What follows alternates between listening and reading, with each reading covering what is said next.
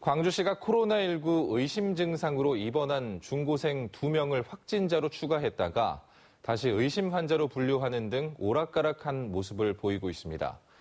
그러는 사이 질병관리본부는 두 학생을 검체 오류에 따른 가짜 양성으로 판정했는데요. 광주시의 섣부른 확진 발표는 인터넷에 가짜 뉴스로 확산되고 있습니다. 이재원 기자입니다. 코로나19 의심 증상을 보이고 있는 중고생 2명에 대해 지금까지 모두 5차례의 검사가 실시됐습니다. 이 가운데 첫 번째 검사에서만 양성이 나왔고 이후 실시된 4차례의 검사에서는 모두 음성으로 판명됐습니다. 이런 결과를 신뢰한다는 광주시가 갑자기 두 학생에 대한 코로나19 확진을 발표했습니다. 그러면서 증상 발현 이후부터 격리 직전까지 세부적인 동선도 공개했습니다. 오늘 0시 기준으로 각각 광주 33번, 광주 34번 확진자로 질병관리본부 시스템에 등록했습니다. 하지만 비슷한 시각 발표된 질병관리본부의 공식 자료에는 광주에서 발생한 신규 환자는 없었습니다. 광주시의 발표와는 달리 질병관리본부는 두 학생을 확진자로 분류하지 않은 것입니다.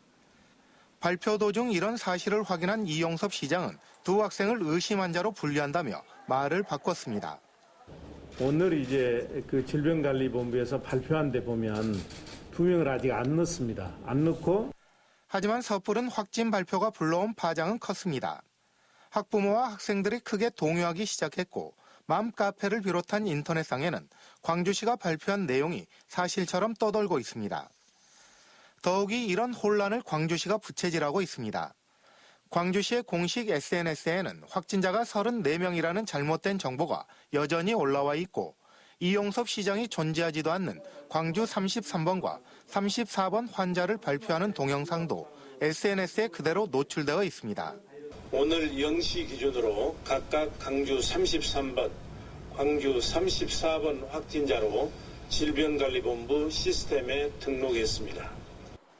광주시가 커다란 혼선을 초래한 사이 질병관리본부는 두 학생을 가짜 양성으로 최종 판정했습니다. 그러면서 첫 번째 양성 판정에 대해서는 검사 과정에서 원검체가 오염됐을 가능성이 높아 보인다고 밝혔습니다. 이에 따라 두 학생은 모두 병원에서 퇴원하고 유덕중과 대광여고 두 학교도 격리 해제와 함께 정상 수업에 들어갈 예정입니다. MBC 뉴스 이재원입니다.